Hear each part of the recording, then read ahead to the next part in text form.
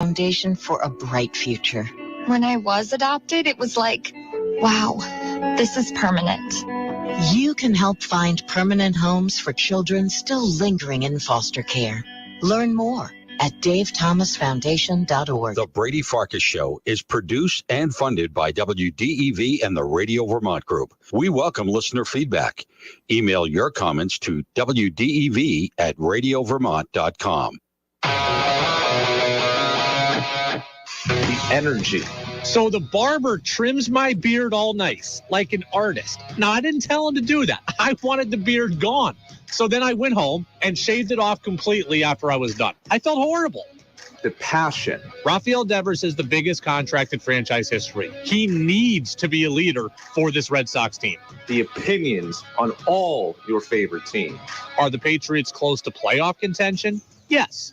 Are they close to Super Bowl contention? Hell no. This is the Brady Farkas Show on WDEV AM, FM, and WDEVradio.com.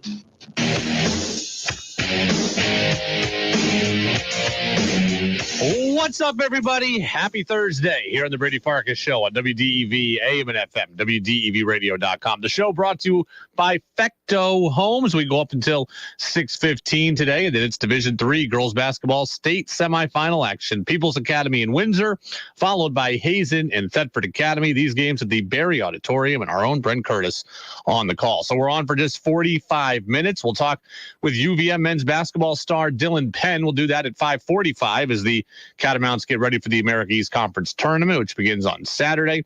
Patriots-related notes as well from the NFL Combine.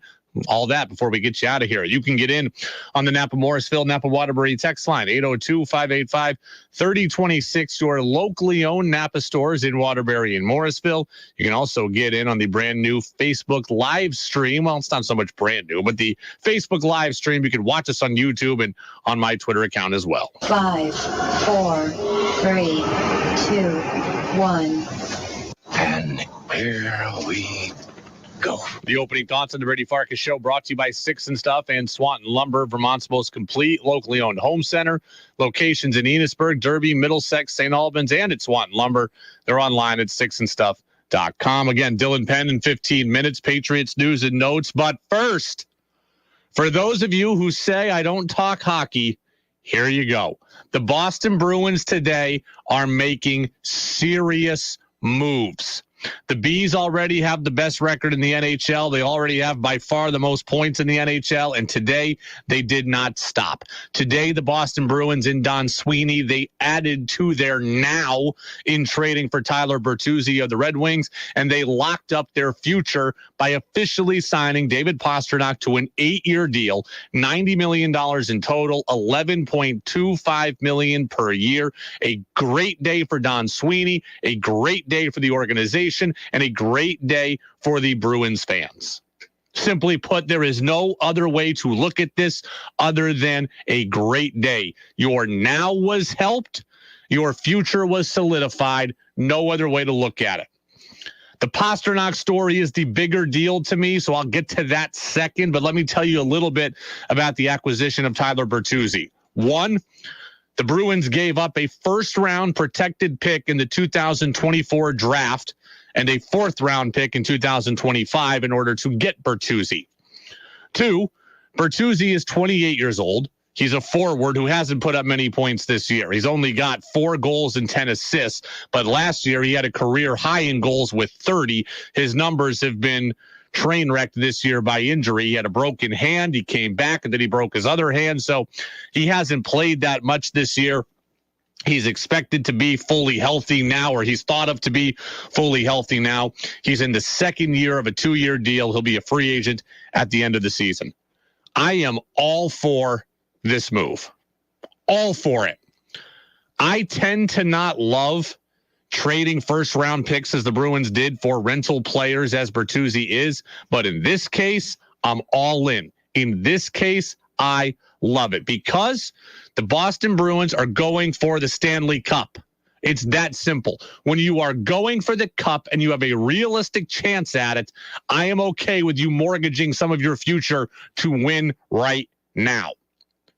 The Bruins obviously have a shot to win the title. The Bruins are thought of by most as favorites to win the title. Anything you can do to up those chances, I am for. I don't care about mortgaging the future, right? Like, I don't care in this case. I don't care about giving up a first-round draft pick. The Bruins already have future concerns, don't they? They have an aging team. They got to take advantage of this window, and this window is now. So give up the first-round pick. Go get a guy who can help you.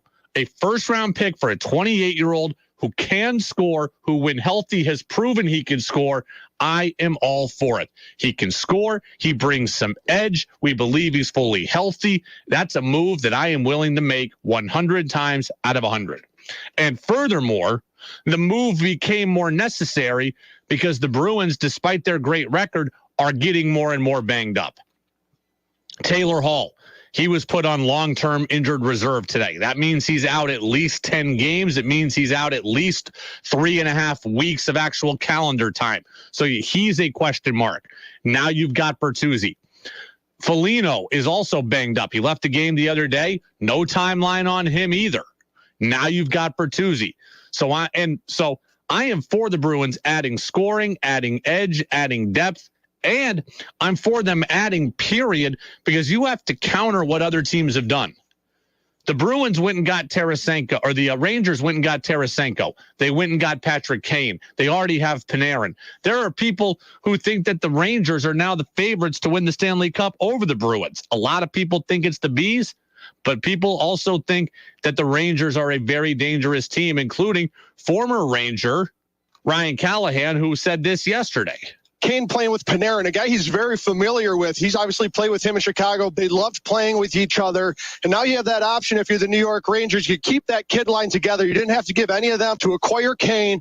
And now it's going to be a nightmare matchup, especially on the road. You can move all 6 of those guys around, get them away from the top team, add Shesterkin in net. And for me, this trade makes the New York Rangers the favorite to win the Stanley Cup. So that was yesterday from Callahan. So as a result, the Bruins have to respond. You can't just sit back on your laurels and say, oh, we got a ton of points. We're good. Other teams have made moves. You need to continue to add. The Bruins have beefed themselves up, and it's important as guys have gotten injured like Hall and Foligno. So I love the move. I don't care about giving up the draft picks. Again, the future for the Bruins already looks kind of murky, does it not? Like when Bergeron's gone and Krejci's gone and Marchand's gone, I already don't know what the future looks like. So we can add to the future murkiness, go and win this title now because you have a chance, and this is your best chance you are ever going to have. Now, on Pasternak, he gets that 8-year deal, $11.25 million per year. This is great news, and it's great news for a number of reasons. One, simply put, hockey is a skill game now, right? It's not a game that's solely based on physicality. It's not a game that's solely based on punishment. Hockey is a skill game, and David Pasternak is your most skilled player, and he is among the most skilled players in the league. You want as many of those guys as you can have under one roof. Pasternak's the second leading goal scorer in the league. He's the 4th leading point getter in the league. In a league that values skill and values offense and values creativity, he is right at the top. You need to retain as many guys as you can like that. So the fact that he is going to be here long-term, that is a huge win. I'm a fan of having stars. I'm a fan of having great players, and the Bruins have assured they will have a great player for a long, long time. Checkmate there, number one. Number two, this extension takes out any potential distractions the rest of the way. Maybe not distractions. Maybe that's the wrong word. Discussion points the rest of the way, because I can picture a scenario where the Boston media, so do I. If the Bruins don't win the cup, people are going to say, well, what impact did that have on Pasternak? Does Pasternak not see a future here? The Bruins just had their best chance to win, and now is Pasternak not going to want to stay? Is he going to want to go somewhere else? Does he think they can't get it done? We don't have that anymore. Or I can picture at the beginning of the playoffs, how far do the Bruins have to go to keep Pasternak here and keep him happy? We don't have any of that either. David Pastrnak, now the business is done. Now we just play hockey. And that's what everybody wants. And that's what everybody should want. And that's great news. So the questions about Pasternak's future, they don't exist anymore. The Bruins have locked up a great skill player. That's awesome. Number 3, this also gives the Bruins an advantage in that they will always have a cornerstone player, right? The Bruins will always have, for the next 8 years, a cornerstone player, and that's a big deal. Now, I don't know if the Bruins are ever going to have to truly rebuild, but I know at some point, Marchand won't be here, Bergeron won't be here, Krejci won't be here, so the team will have to shift. The team is going to get new players at some point. The old stars are going to be gone. We have now been assured there is going to be a star here for a long time, a guy that can attract other free agents when those guys leave, a guy that other guys will want to play with. The Bruins will lose guys down the stretch or, in the next couple of years, but they have Hall locked up, Lindholm locked up. They've got McAvoy. So they do have some pieces, and Pastrnak is at the top of that. So even as other guys leave, even as these stars leave, new players will want to play with Pastrnak. Next, the money. $11.25 million is a lot. That is a top 5 annual salary in the NHL. So David Pastrnak is now being paid like one of the very best players in the league. But you can't be scared off by that if you're the Bruins or if you're the Bruins fans. The salary cap, as it does in all sports, continues to rise. So at some point, probably in the near future, $11.25 million a year is going to end up looking like a bargain for David Pastrnak. And should you ever need to trade him down the road, that money is going to be a bargain to the team acquiring him as well. So the money is not a problem. Keep a good skill guy, keep a great skill guy. The money's not a problem. You always have a cornerstone star, and the potential discussion points around Pasternak's future, they're all gone as well. And finally, I'm a huge fan of this move for the fans. The fans win with this deal. The fans have seen Xander Bogaerts leave. The fans have seen David Ortiz retire. The fans have seen Tom Brady leave. The Boston fans, I know, cry me a river if you're not from here, but the New England fans, they've experienced some hurt in terms of great players leaving over the last couple of years. You don't have to see that again. Mookie Betts, you don't have that here. The Boston Bruins will retain their best player and will retain their star, and they will do it for a long time. And now you look at it, the Bruins have Pastrnak, the Celtics have Tatum, the Red Sox at least have Devers. There are stars now banked for the long term on each of your 3 teams other than the Patriots. The Patriots now need to find their next star, but 3 of your 4 teams have long-term assets, long-term stars, long-term marketability, long-term guys to become favorite players for the next generation of New England kids. This is a great day for the Bruins overall. It's a great day. Great day for their now, great day for their future, great day for everything about the organization. If you are a Bruins fan, you should be pumped today as well. The Bruins will take on the Sabres tonight at home, 7 o'clock. Taylor Hall, I mentioned on the long-term injured reserve. He's going to miss his 3rd straight game today. He's got to miss at least 10. And again, no word yet on Foligno and his injury. It's funny. It's funny. 802-585-3026. I get texts all the time asking me, Brady, why don't you talk about the Bruins? Brady, why don't you talk about hockey? Brady, the Bruins are having a great season. Why are you not mentioning them that much? I get texts sarcastically saying, if I'm going to, Brady, you going to do 90 minutes of the Bruins win over Ottawa last night? I get those texts all the time. And here we are. We just spent the first 15 minutes on the Bruins. And not one text has come in. This is why I don't talk hockey. This is why I talk about the Patriots so much. This is why I talk about UVM hoops so much. This is why I talk about the Red Sox so much. Because there's a small minority of you that ask me to talk about hockey. And here I come on and talk about hockey for the first 15 minutes. And I tell you how great it is that that Pasternak's got a deal, and they go get Bertuzzi, and nobody's here. Not one person has texted in to tell me what. Brady, I love that you're talking hockey. Brady, great moves by the Bees. Great job getting Pasternak. Awesome that they're not doing what the Red Sox do and let their stars go. Nobody's here. Like, is this thing on? People sarcastically ask me, Brady, why don't you talk hockey? Where's my Bruins talk? Bruins are great. One guy emailed me and told me it was as good as the Bruins are playing, no Bruins game should ever be ignored. The first 15 minutes of the show are all on the Bruins, and not one person has texted in. Oh, let me check the video feed. Anybody commenting there? No. So this is why. This is why I generally don't talk hockey until the playoffs. There's a small vocal minority that want to hear it, and the rest of you just don't, apparently. So I'll keep that filed away for the next time the Bruins beat Anaheim 2-1. Or the next time the Bruins take it to Ottawa 6-4. It's the Brady Farkas Show on WDEV, AM and FM, WDEVradio.com, brought to you by Fecto Homes. I will transition from hockey to basketball, and I know that there's a population of you out there, a big one, that likes to hear UVM basketball talk.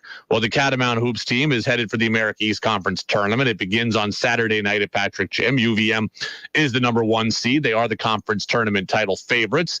They are taking on NJIT in the first game in the quarterfinals. Now, it's an NJIT team that it gave UVM all it could handle a couple weeks ago. UVM won that game only 82-80, so it won't be a walkover for the Cats, but they are the favorites. And one of the leaders of the Catamount Hoops team is with us now here on the phone line. Let's bring on our friend Dylan Penn, who we've never spoken to before, but Dylan Penn is a grad transfer in from Bellarmine last year, and this is his first season in Catamount Country in the starting lineup, 12.5 points per game. Dylan, thank you for being with us here as we are on the eves of the conference tournament. How are you? I'm doing pretty good. How about yourself? I'm doing well as well. You know, I talk about this team a lot, and I have my own opinions on what makes this team run. Let me hear it from you. What makes this team good? What makes this team dangerous heading into the conference tournament? We just have a lot of guys that bring a lot of different things to the table. We got a lot of pieces, a lot of experienced pieces, veteran guys like Robin that have been in the program for 5 years that understand what it takes to win, especially in this conference, and knows exactly what coach wants and how to do things and how to execute properly. He's been a great leader for us this year. And then we got guys like Finn that, you know, he can score the ball just about every way, whether it be outside or attacking the basket. Cam Gibson, Aaron Deloney, Matt Barretto, guys that can spread the floor, space it out, shoot the ball really well. And then guys like myself that like to get to the rim and attack and create for others. One of the things you mentioned early, versatility, and I think that has been really huge for this team. Early in the year, as you're going through the struggles of the non-conference, it was a lot of standstill jump shots that you weren't hitting at the time. As we got into conference season, started getting to the bucket more, started getting to the free throw line more, started finding more guys that could score. Overall, how important was that versatility and finding that and letting it evolve to this team's ultimate success through the course of the conference season? I think when you have a lot of guys that can do a lot of things and you're as versatile as we are, it takes a second for everybody to find their role and their niche, to know exactly where their opportunities to attack are and the play make are. So I feel like as the year got going, we figured out, like, this guy can do this guy can do this well. So how do we put everybody in a position to be the best player that they can be? You know, we talked to Finn a couple of weeks ago, right around the time that the offense started to really gain momentum in conference play. And he had mentioned something that's become a big talking point, that the offense took off when you started handling more of the point guard and ball handling roles, and he kind of played off the ball more. What did that do for the team? What did that do for you? I think it gave me personally an opportunity to really push the pace of the game, which is something I've always liked to do, and, you know, get downhill and attack the basket early in possessions. So for me, that's something I've always done and always prided myself on. So I feel like that forces the defense, you know, puts more pressure on the defense to react to me, you know, bringing the ball up the court. And then you bring help side defenders on me. I'm more than comfortable passing the ball out to Finn or Rob or AD or Cam or whoever, because we have so many guys on the perimeter that know how to shoot, make the right play, and just be, you know, the best basketball player they can be when the ball gets in their hands. So whenever you're coming down full speed, as a point guard, your job is to get everybody in position and, be ready to score, attack, or make a play. We're talking with UVM basketball standout Dylan Penn here on the Brady Farkas Show on WDEV, AM and FM, and WDEVradio.com. You transfer in this year for the ability to win and for the ability to ultimately get to the NCAA tournament, which you couldn't last year at Bellarmine. You come here expecting to win, and the team starts out 1-5. Early in the year, what's going through your mind because the team's not winning in a way that you probably expected it to? There's a lot of things that go into it. I started off last season at Bellarmine. We started off the year with a crazy, insanely tough schedule. Similar to this year, we started off 0-5, and you really start to get in your head a little bit about like where this team can go and things like that. But being here in this program, it was kind of just like we have a lot of talent, a lot of guys, and some really good coaches. So I was kind of just, from a personal standpoint, I was like, I just came off injury. I was like, I don't know if like I'm hurting the team or if I need to do something else or do something different. And it was just kind of like just sticking to the grind every day, just come in, prepared to work, and figure out a way to get better. And I feel like that's something our team has done throughout the course of this season, because you see a lot of guys early in the year. It's like you start off bad and a lot of guys get down, or, they start turning on each other as a team. And it's tough. It's a struggle. But I feel like our team was able to come together and become even closer because of those early season struggles. You had that broken hand in the preseason. You played on opening night, but it was clearly, a feeling out process or an adjustment process for you. How much did that affect you early on this season? I don't like to use it as an excuse, but, coming to a new place, you miss that month right before the season starts. It was tough just kind of playing a new style, a new way, new terminology, and just, getting that feel out on the court that I haven't played on since, last March. So just coming out and trying to figure out, how to play with new guys and a new environment, a new system. It was a little bit challenging at first, just coming back, straight into games, no exhibitions, no really scrimmages to get yourself warmed or get a feel out there. But, it's something that you got to deal with and work through.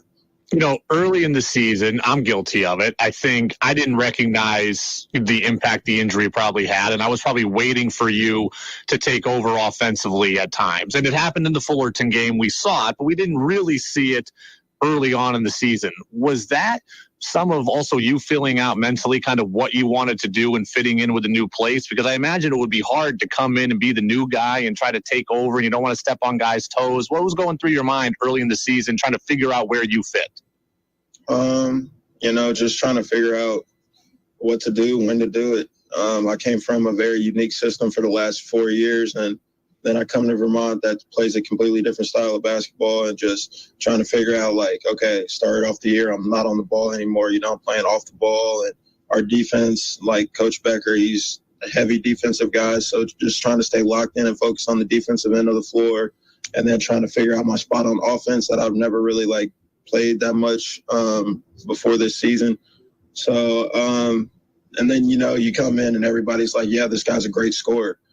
He can really put it in the basket. So you feel some pressure from the outside of, I'm supposed to be scoring, but right now, I don't know if this is my time to attack, if this is my time to make a play. And, there's a lot of things. And then we play teams like St. Mary's, who I've played in the past, and other schools, giving me a lot of attention just because they know that last year I averaged, I think, 16 points a game. So people are focused on my scoring ability when I'm not even really focused on my scoring ability. And it put me in some tough spots. And, it's something I had to work through and improve on to get better and just get comfortable playing in the flow of our system.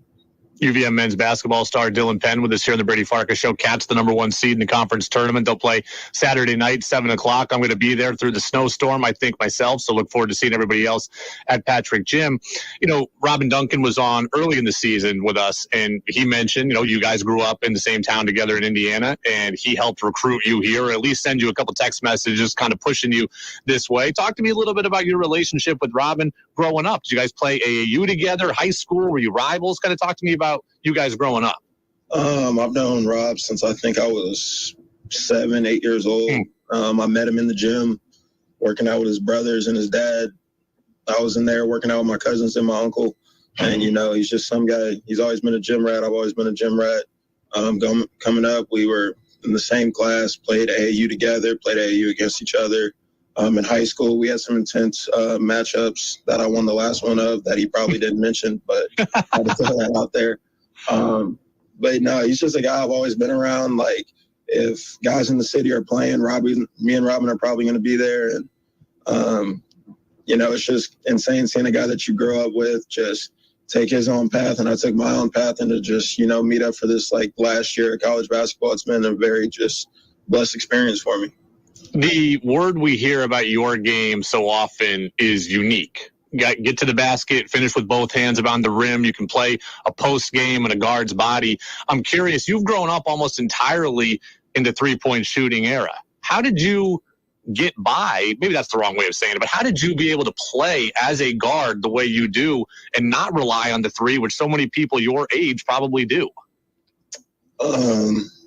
Like, when I was in high school, that's when Steph Curry became the man, so that's when more and more guys are just pulling up, just shooting crazy threes. And I'm just like, me personally, I just never thought like rush three-pointers are good shots, honestly, because like a lot of guys are like the analytics and the percentages will tell you like you take more threes, you get more points, like threes are more than twos. I get that. But for me, I was just like, I grew up, my favorite player was D-Wade. I was like, the best thing you can do is attack the basket, put pressure on the defense.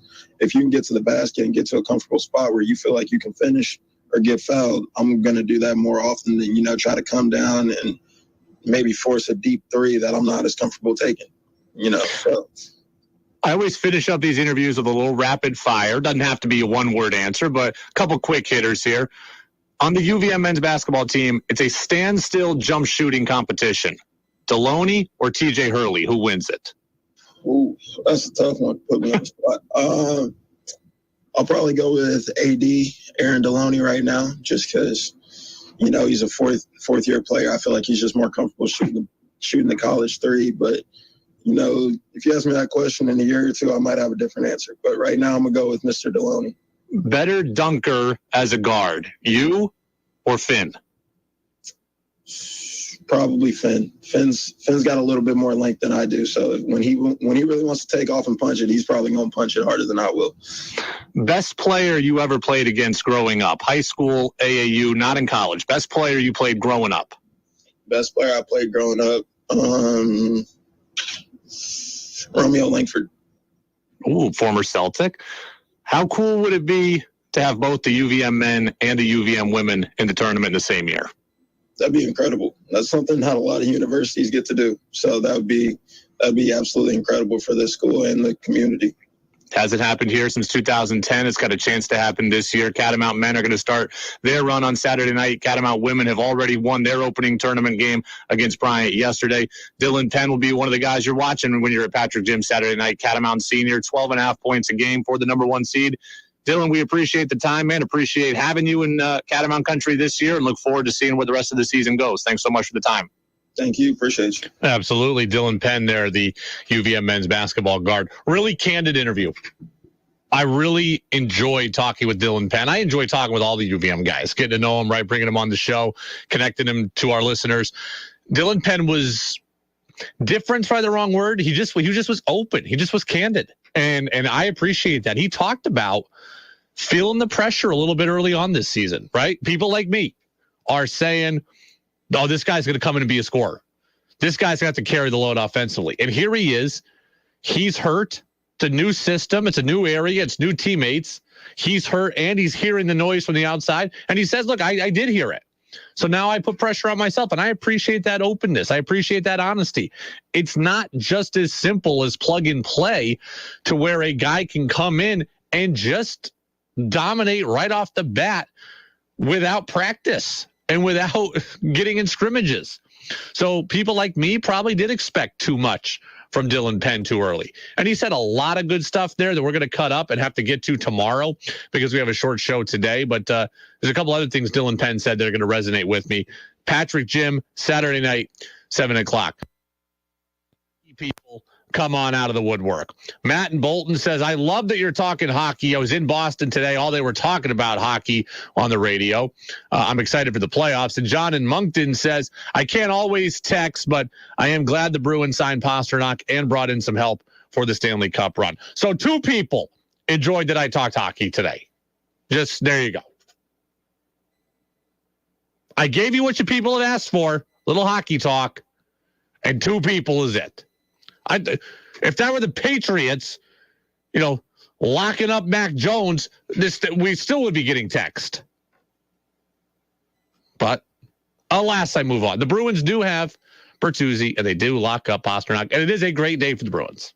It is a great day for the Bruins. We'll get a CBS News report, and then Bill Belichick making a mistake this week. I'll tell you what that mistake is, and I'll do it next after CBS News here on the Brady Farkas Show on WDEV AM and FM. 96.1 WDEV FM Warren, 96.5 W243 AT Berry, 98.3 W252 CU Montpelier, AM 550 WDEV Waterbury.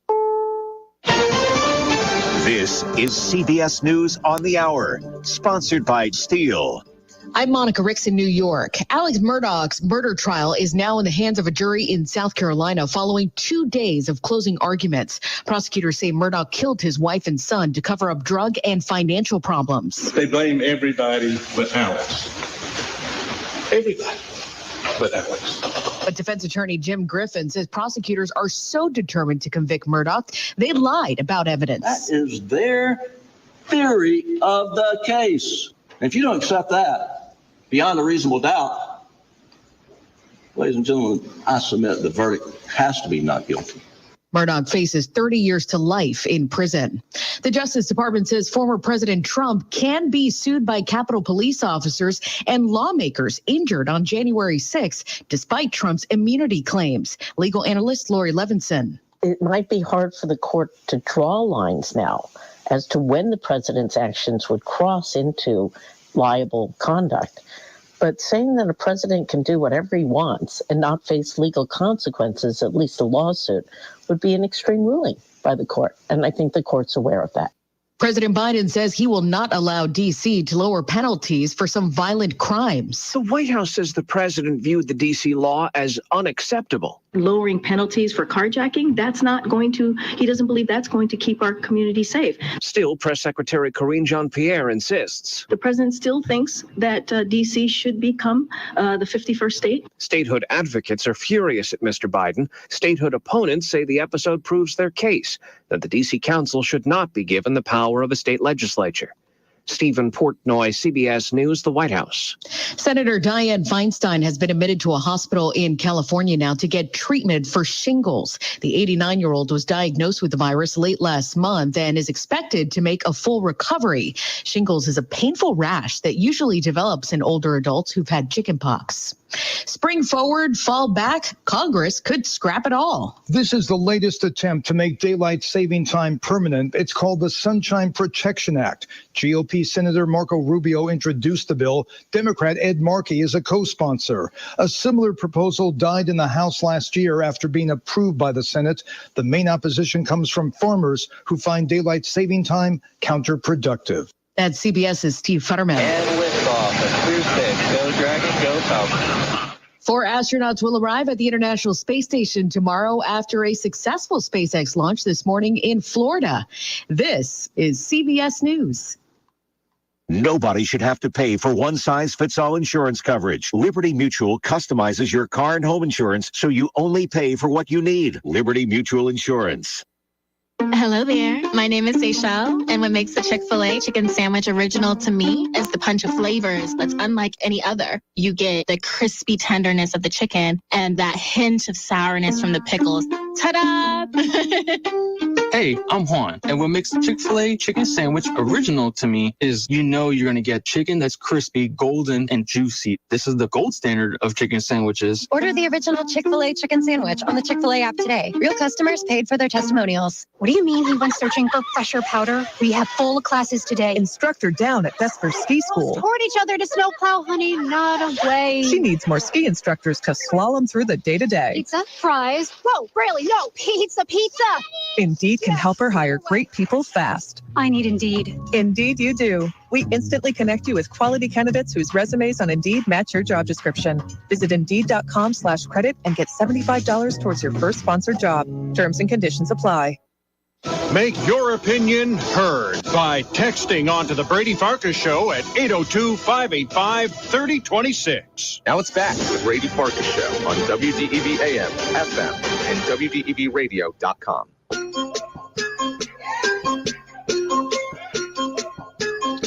Welcome back in. Brady Farkas Show right here on WDEV, AM and FM, WDEVradio.com. The show brought to you in part by Fecto Homes. Actually, it's brought to you in full by Fecto Homes, I should say. High school basketball comes up about 10 minutes from now. Girls Division III semifinal action at the Berry Auditorium. People's Academy in Windsor and the Hazen Union Wildcats against the Thetford Academy Panthers. Scott says, I also love when you talk hockey. So there you go. A couple of people coming out of the woodwork. Right now, I want to talk a little football, though. I am bothered that Patriots head coach Bill Belichick is skipping out on the NFL Combine. I don't know if I should be bothered by it, but I am.